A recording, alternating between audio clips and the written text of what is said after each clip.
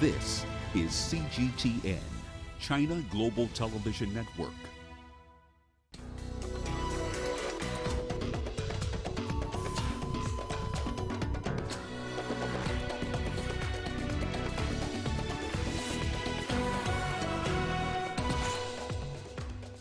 Trump speaks after Iran missile attack on U.S. troops in Iraq.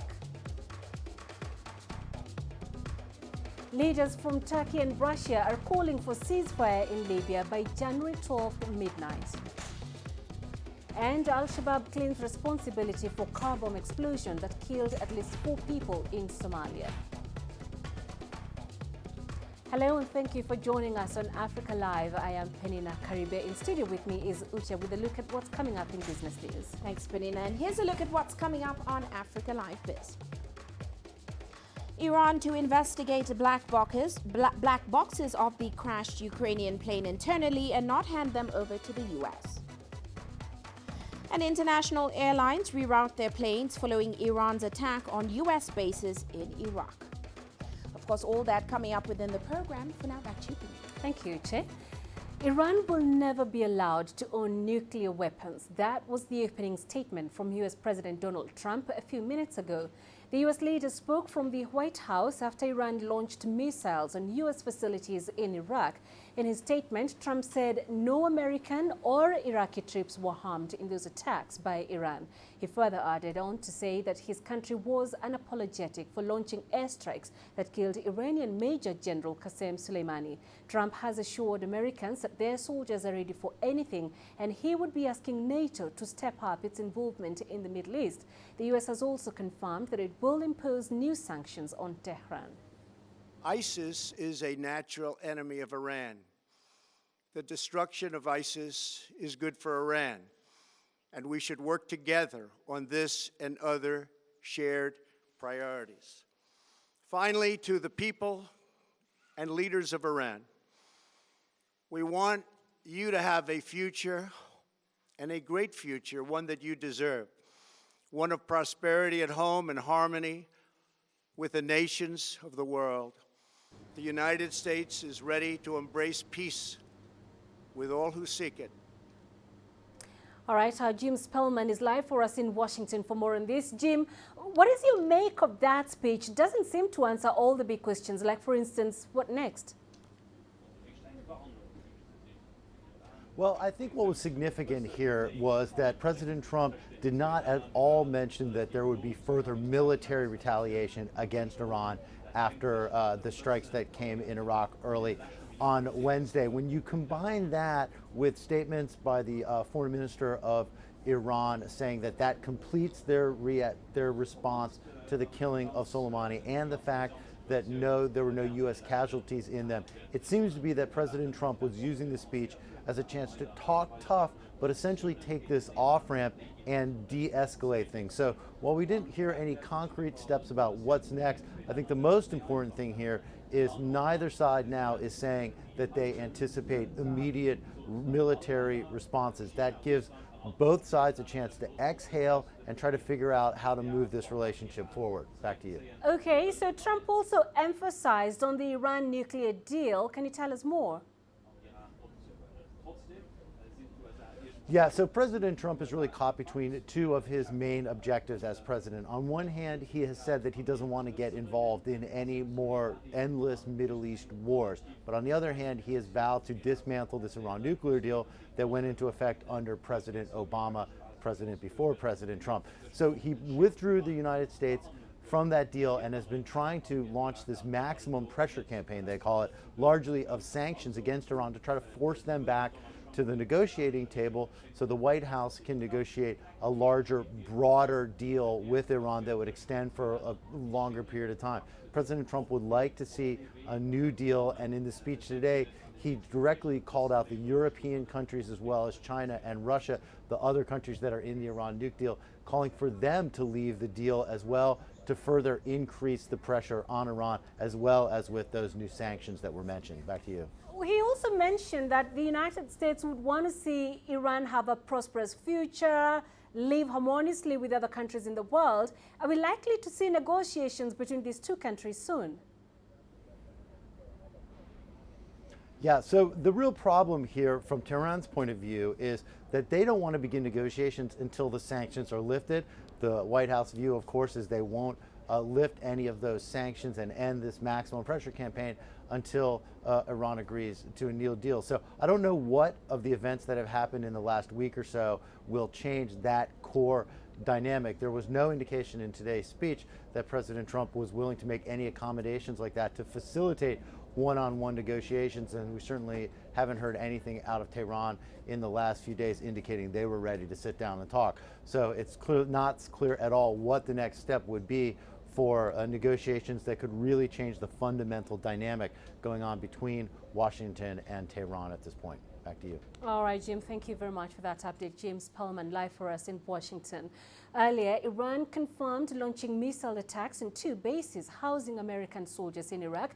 It says the attacks were in retaliation for the U.S. killing of Iranian General Qasem Soleimani last week. Last night, tens of locally built missiles, our domestic short-range missiles, were used due to the distance with the targets. And for the first time since World War II, an important American base, which they said they had spent a lot of money on, was hit.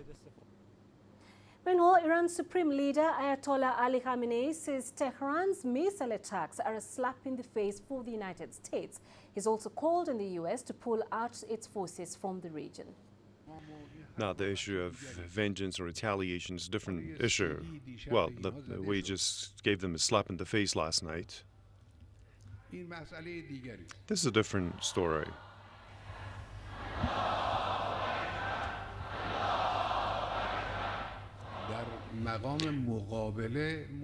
Now, what matters when it comes to reciprocity, these are military action this way. That's not sufficient. What matters is that the presence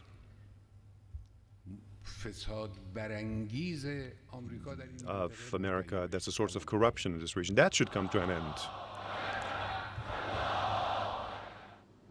A Ukrainian airliner with 176 passengers and crew on board crashed on Wednesday near Tehran's Imam Khamenei International Airport's state television said all those on board were killed.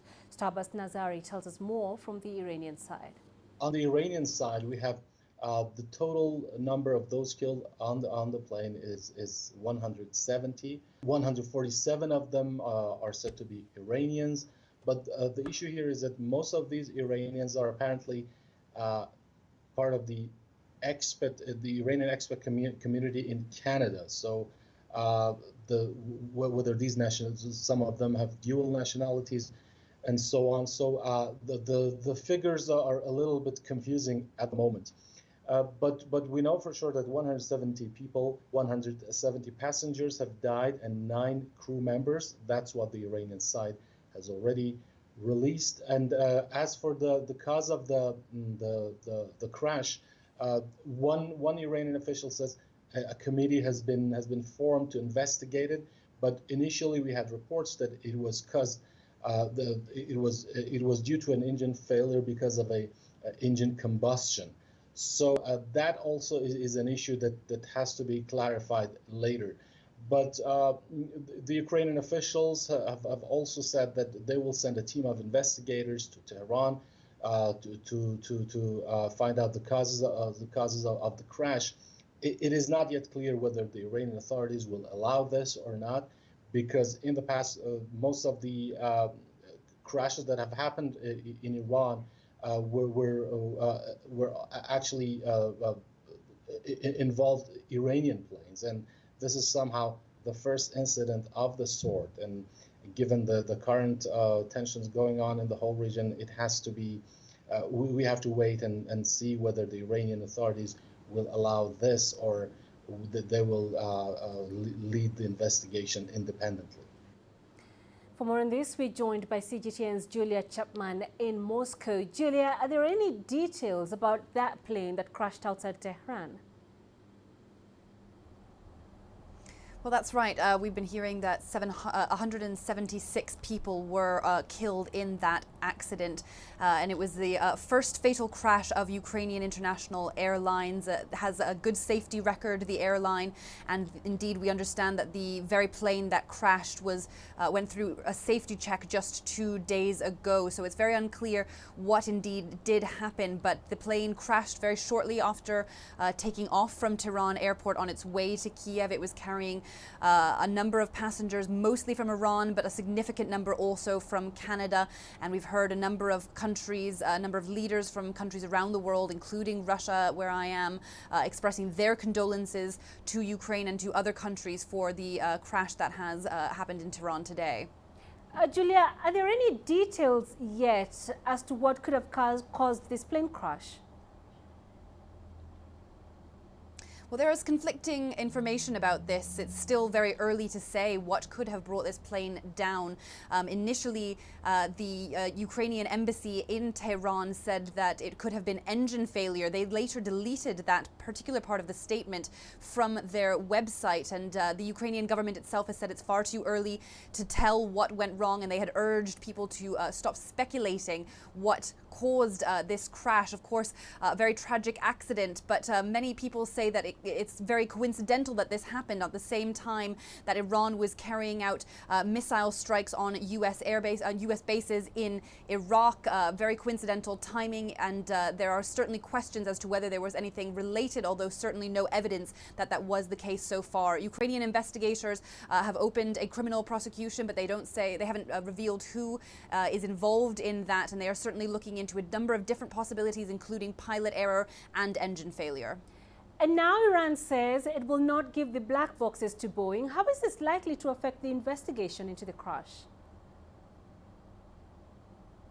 That's right. It's a statement that has certainly raised some eyebrows, many questions being asked as to why Iran would not hand over the black boxes. Some officials in Iran have said that they will hand them over, just not to Boeing, and it's unclear which country might receive the black boxes for analysis, because of course that is where the answer lies as to what went wrong when this plane came down today, killing 176 people. But of course, many people will be wondering how this could have happened, whether there was any misfire perhaps from Iran on its way to these U.S. air bases in Iraq, or whether it was indeed a tragic accident that was caused perhaps by a fault of the plane, which of course Boeing is looking into. They say they're aware of the incident and are looking into what might have gone wrong. Of course, they've had a very difficult couple of years after some fatal crashes with a different aircraft, not the same one that was involved in this incident. But of course, those are some of the areas that are being explored as the investigation gets underway. All right, Julia Chapman live for us in Moscow. Thank you. You're watching Africa Live. Let's take a short break. Coming up. 4 killed, 11 wounded in Al-Shabaab bomb attack in Mogadishu. And WHO appeals for more funding as measles outbreak kills 6,000 people in the DRC.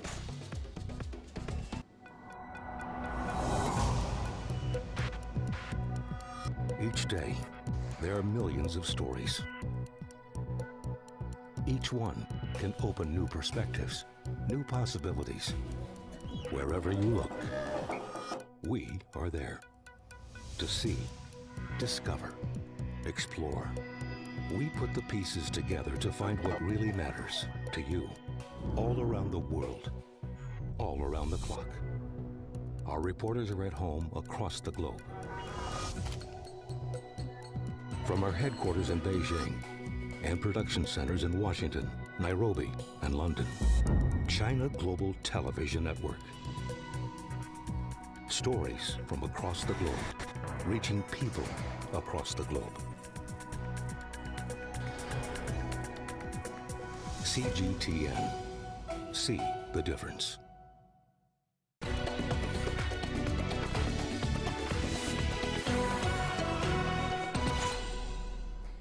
Leaders from Turkey and Russia are calling for a ceasefire in Libya by January 12th midnight. The deadline has been announced by Turkey's foreign minister. His remarks came at a press conference with his Russian counterpart in Istanbul. I want to stress about Libya that today our president and the Russian president have called for ceasefire in Libya by January 12th midnight. In order to ensure ceasefire and permanent peace in Libya, we'll continue to work with our partners Russia and all the sides in Libya. Meanwhile, Egypt is hosting a ministerial coordination meeting on Libya. The meeting includes foreign ministers from France, Italy, Greece and Cyprus. Egypt's foreign minister is expected to push for a political solution to the conflict. For more on this, we're joined by CGTN's Yasser Hakim live in Cairo. Yasser, what is coming out of that meeting? Can you tell us more?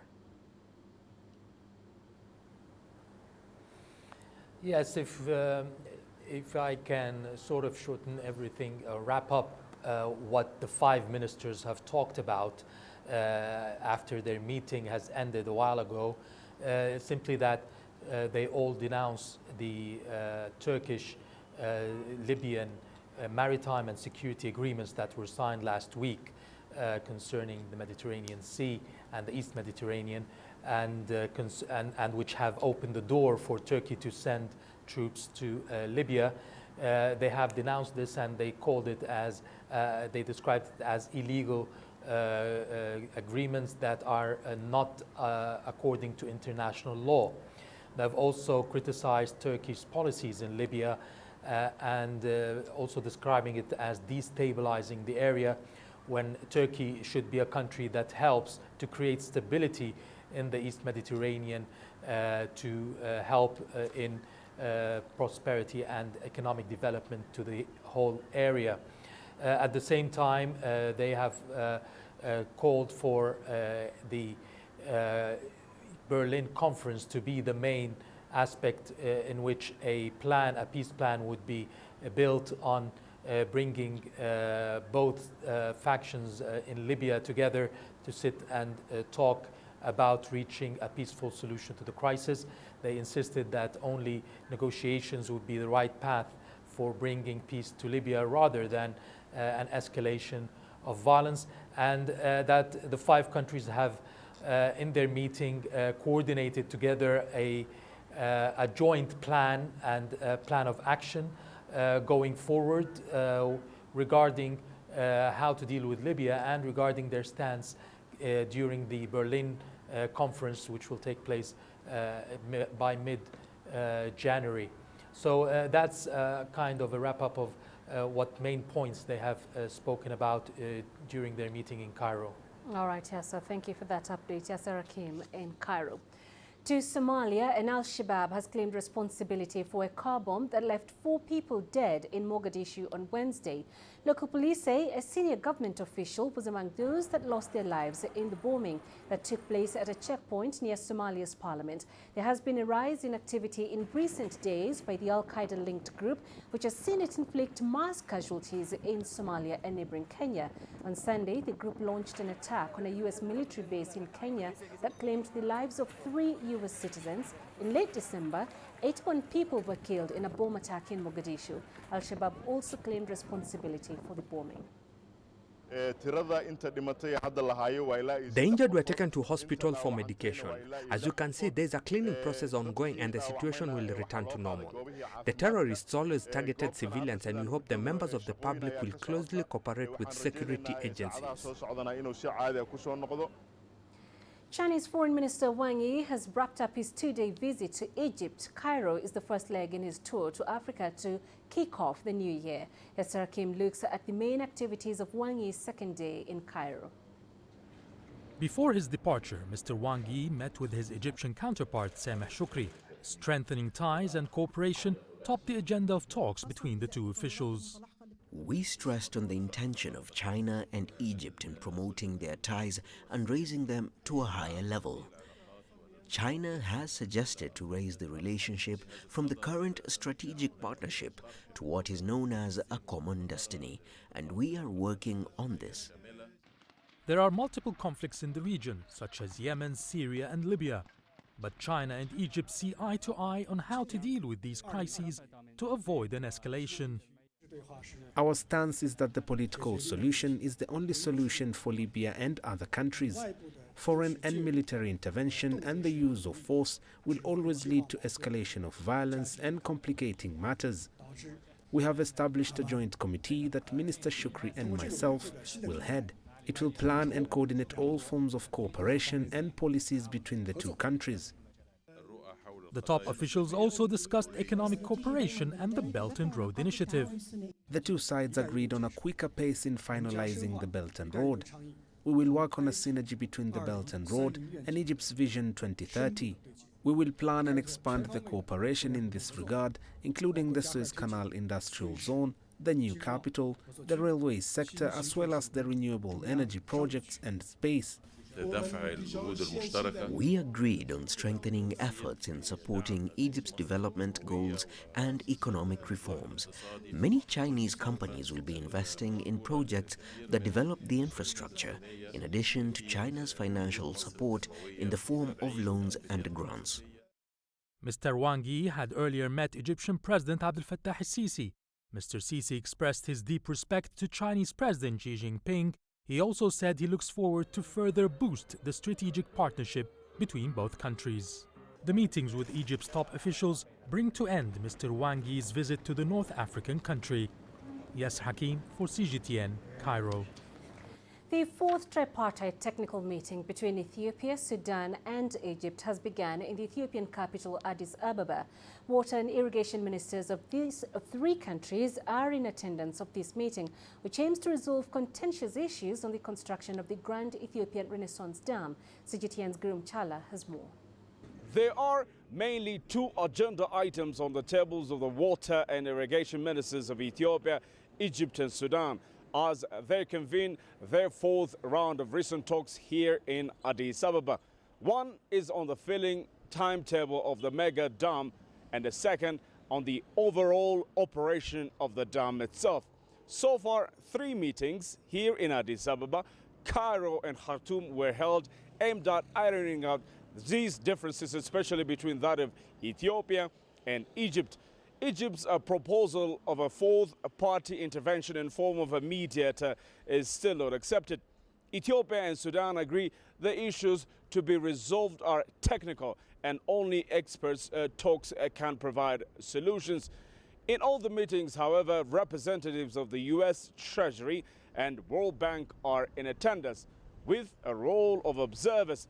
The 2 days long tripartite meeting on Ethiopia's $4 billion+ dam, now under construction on the Nile, is expected to come up with better results in addressing controversial issues.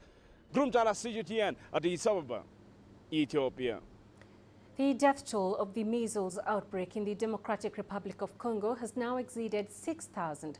Most of the deaths have been among children under 5 years. The World Health Organization has called for more funding to stop the epidemic, which it described as the world's fastest moving outbreak. CGTN's Chris Ochamringa has more from Kinshasa. More than 6,000 people in the DRC have died of the measles outbreak since June last year. Congolese health officials say over 300,000 people have been infected so far. The highly contagious disease has spread across the country's 26 provinces. The lack of funding is one of the challenges healthcare workers are facing in containing the disease. The World Health Organization is now calling on donors to step up their assistance. They need $40 million to carry out a 6-month vaccination plan targeting children between 6 and 14 years. Last year, Congolese health officials and international experts vaccinated 18 million children under 5 years. But the DRC's low immunization rate, coupled with insecurity and the outbreak of other epidemics, has seriously affected the containment of the disease. Chris Ochamringa, CGTN, Kinshasa, Democratic Republic of Congo. The regulatory Tanzania Atomic Energy Commission has suspended radiation services at 72 hospitals located in 23 regions of the country. It says the centers were not compliant with safety regulations. CGTN's Daniel Kijo has more. Okay, you can sit here. Radiology services are important in saving lives, but nationwide inspection by the Tanzania Atomic Energy Commission has revealed dozens of hospitals and clinics were not compliant with the rules and regulations, and that's potentially very dangerous. You can have a direct effect like skin burning, blindness, diarrhea, whatever, in very short time, even burning of the skin. The commission says the suspended centers lacked qualified radiologists and had defective machines or didn't have relevant licenses. Extremely high doses of radiation damages human cells, and it's thought that even low doses over prolonged periods of time can also be carcinogenic. The Tanzania Atomic Energy Commission has inspected over 600 centers that use radiation-based equipment. 72 have not complied with regulations and have been closed. The closure has caused some challenges for patients and service health providers, but the authority in charge maintains that the process is necessary to protect workers, patients, members of the public and the environment against the harmful effects of radiation. Ahmed Jusabani has been a radiologist for over a decade.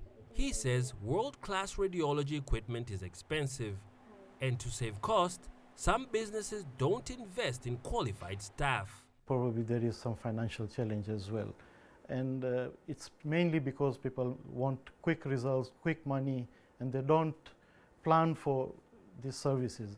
The Commission says all radiation services at the center will remain suspended until the centers comply with the TAEC's regulations. So if they comply within 1 week and we verify that everything is okay, we give them authorization to continue.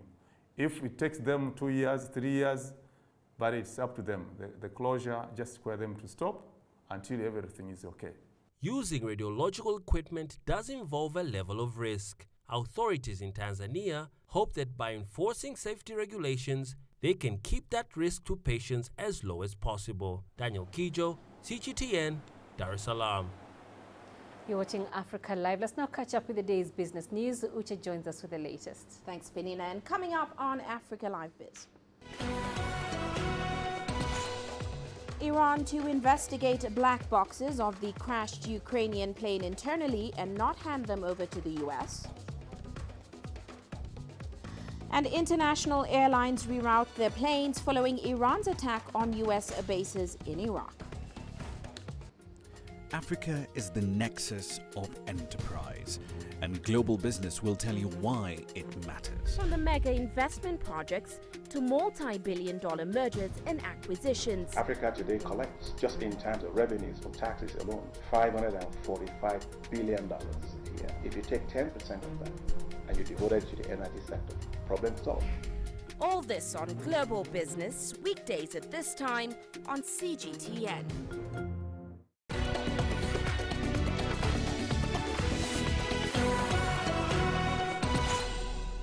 Now, Ukrainian International Airlines says the crashed Boeing 737 plane had no prior technical problems.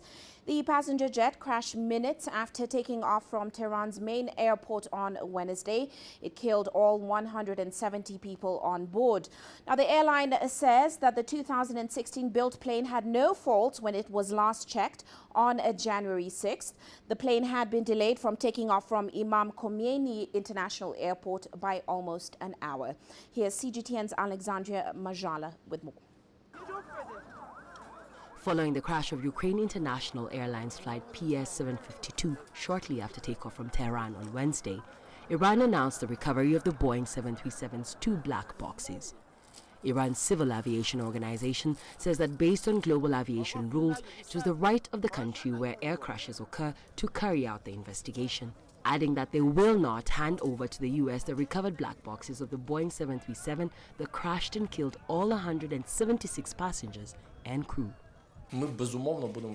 Of course, we will demand that this investigation is conducted as transparently as possible, so that all international or public organizations that could ensure or strengthen trust in this investigation are brought in.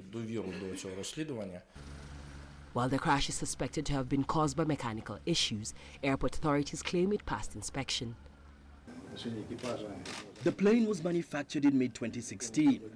It was received directly from the Boeing factory and was not used before. There was no concern regarding the plane's technical condition. The last check was conducted on January the 6th, 2020, and there was no rebuke. The plane was in good condition. We did not get any comments from the crew when they arrived in Tehran or before the departure. According to Flight Radar 24, flight data from the airport showed a Ukrainian 737-800 flown by Ukraine International Airlines took off Wednesday morning, then stopped sending data almost immediately afterward. The crash came hours after Iran launched a ballistic missile attack targeting 2 bases in Iraq, housing U.S. forces in retaliation for the killing of Revolutionary Guard General Qasem Soleimani. Alexandria Majala for CGTN. Now, several major airlines say they've rerouted flights to avoid the airspace over Iraq and Iran. Dubai-based Emirates Airlines cancelled a return flight to Baghdad following Iran's missile attack on U.S.-led forces in Iraq. In a statement, Emirates said the company is carefully monitoring developments and will maintain close contact with the relevant government authorities regarding its flight operations. Now, the Federal Aviation Administration has banned U.S. carriers from the area. Egypt Air, Singapore Airlines, Malaysia Airlines, Australia's Qantas, Korean Airways, as well as Thai Airways are amongst those airlines avoiding the Iraqi airspace. Qatar Airways, however, says its flights to Iraq were operating pretty normally.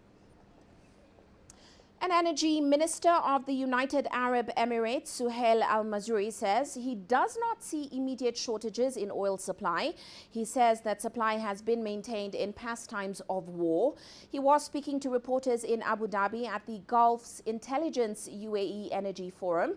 He, however, also admitted that the new round of tensions has pushed up oil prices, with Brent crude trading at around $70 a barrel.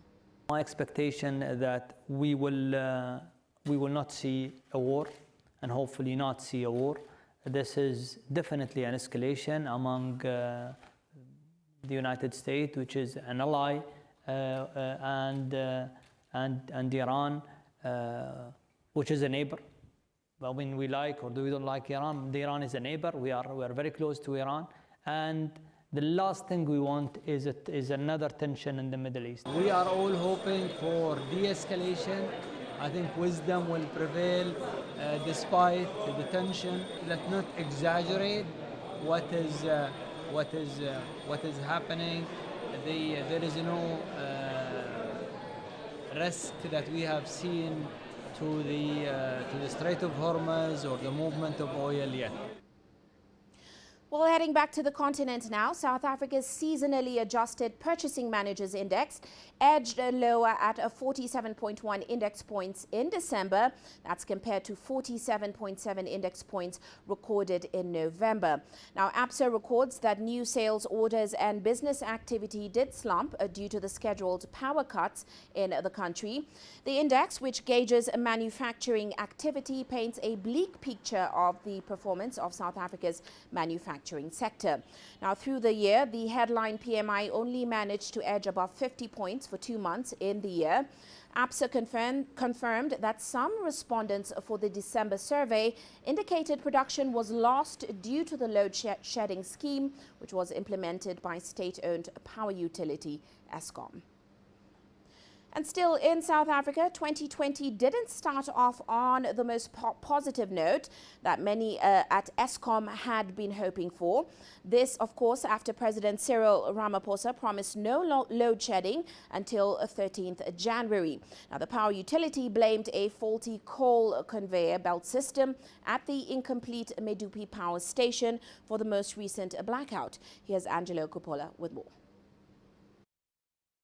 The state utility has a new CEO. He has his work cut out for him. He has a lot to deal with, from a bloated work complement to an aging fleet unable to consistently meet demands of its industrial users and regional customers. The job of a leader is not to be a manager. He has good managers, or needs to surround himself by good managers, and his job is to give them direction, inspire them, and focus on strategic issues and structural issues that prepare Eskom to be a utility of the future. While the new CEO finds his feet, the impact of load shedding has been widespread and has cost the country dearly. And if we have any long-term load shedding in South Africa, for each month it's going to be wiping at least 2% of our GDP. And that means that we have to really look at how we can get out of this mess in every way. Many analysts have bemoaned the fact that politicians get involved in the operations of the utility. Some suggest that it is to be expected.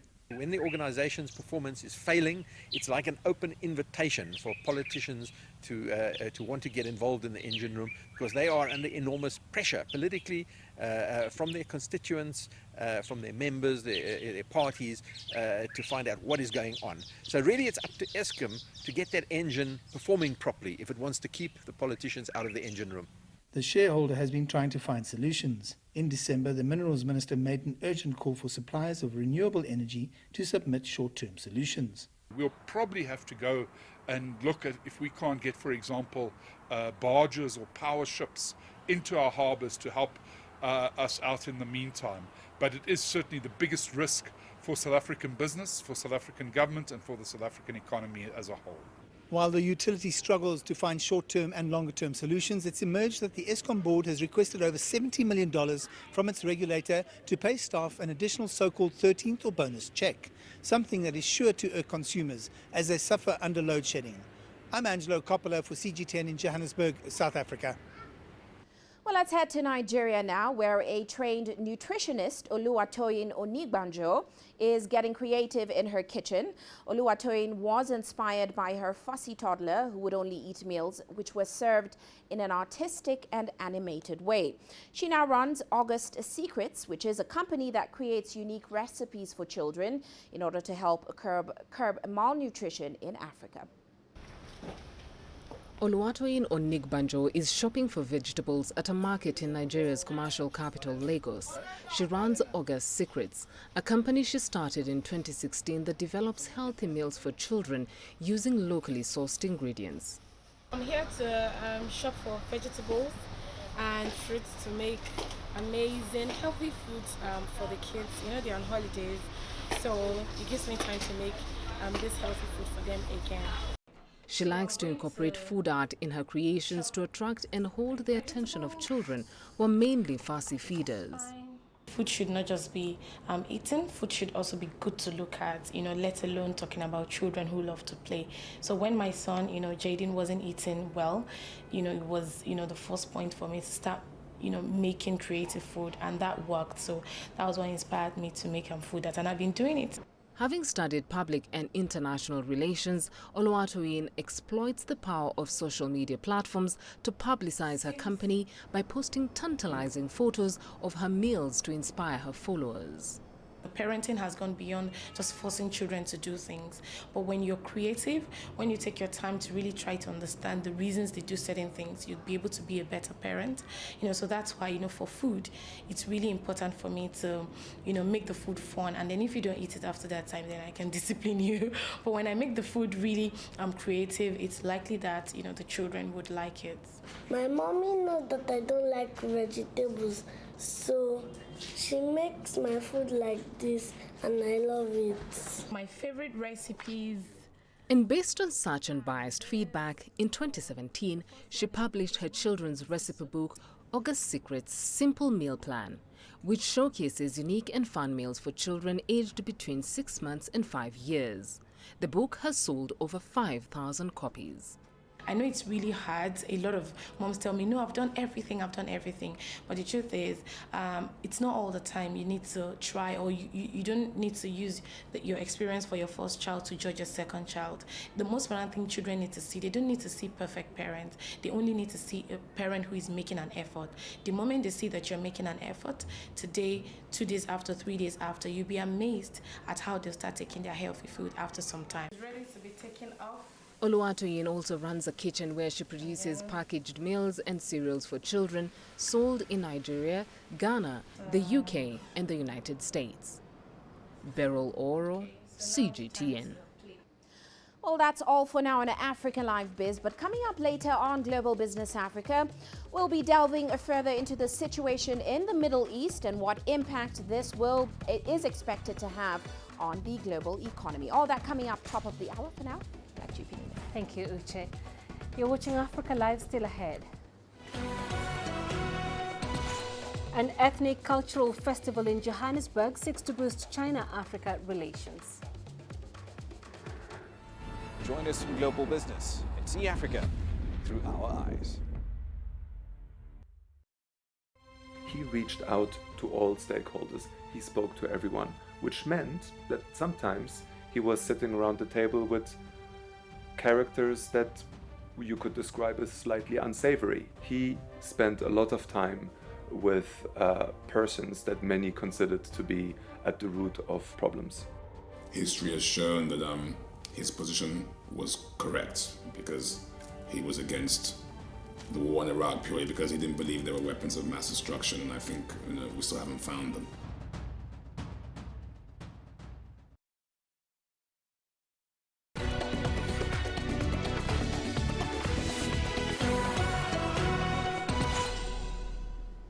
Let's head to South Africa now, where in line with the outcomes of the Forum on China-Africa Cooperation, the government of Qinghai province in China is holding an ethnic cultural exhibition in Johannesburg. The exhibition seeks to build a community of cultural prosperity between China and South Africa.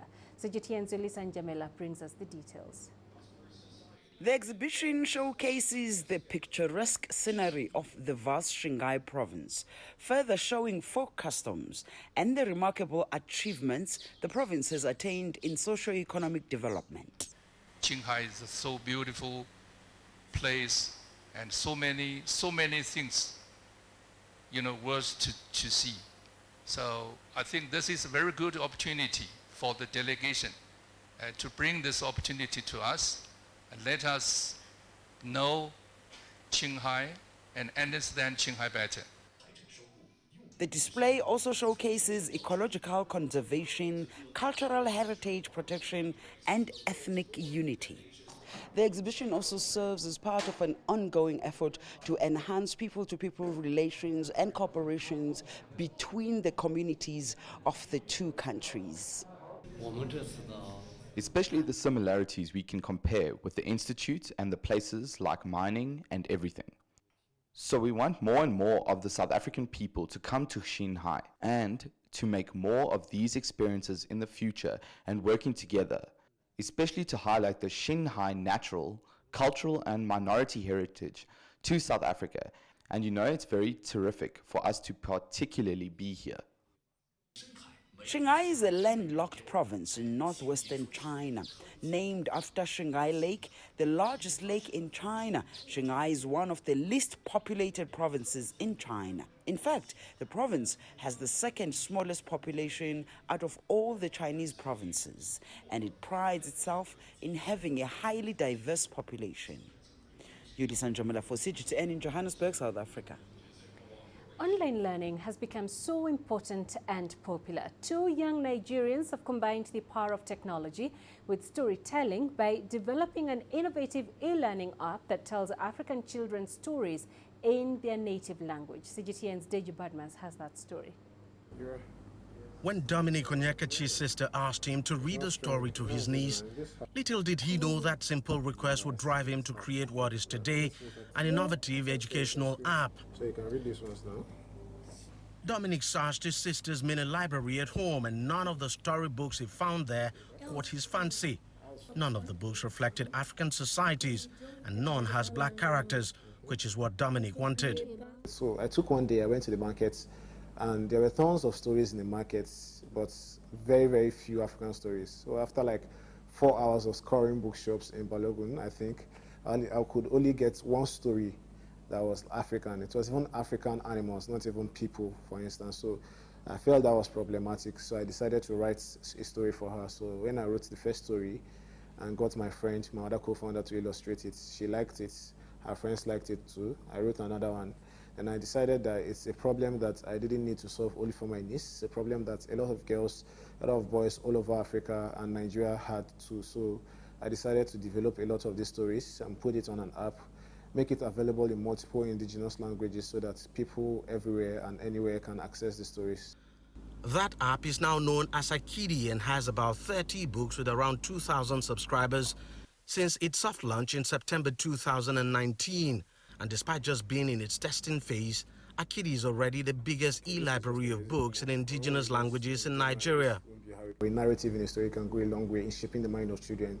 The shows that children watch now, the books they read now about white people, about white things, can show them the possibilities that can happen, but it can also give them an excuse not to aspire to those possibilities. So I think we need to buy into the ownership of values and ownership of culture, and that is exactly what Akidi does. It's an ownership that everybody, or a story that everybody in Nigeria can buy into. With 3 languages translated, we're able to reach 80% of Nigeria's population. With a subscription fee of as low as $3, young children can have access to the books available on the app. Their effort is also helping to preserve local languages and make books accessible to people in their local languages in a country where the English language has almost swallowed local dialects. Like even though you have children all the way in America, wherever they are, they have access to this application, they have easy access to these stories. So they get to learn about their traditions, they get to learn about their language. There are lots of African languages to digitize. We can digitize Swahili, that's over 600 million people in East Africa speak, Zulu and Xhosa, and all these other African languages. So I think digitizing African languages and making sure that Africans in diaspora can be able to be literate in African languages is a very big impact sub-point for Akidi. Despite their modest success, they say funding still remains a big challenge. They've literally bootstrapped up to this point, but they're not allowing that slow them down. Akidi is set to launch formally in this quarter. Currently, 3 schools are already pre-signed up on the app. The projection is to have around 50,000 subscribers by the end of 2020. Deji Badmos, CGTN, Lagos, Nigeria. And ahead in sports, Senegal supporters celebrate Sadio Mane's Player of the Year award in Dakar.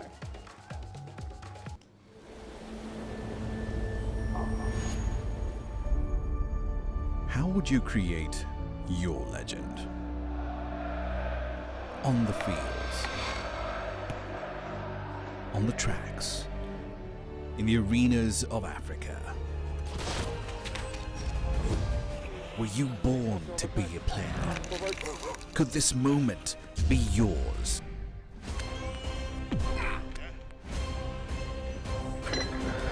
Sports Scene. Find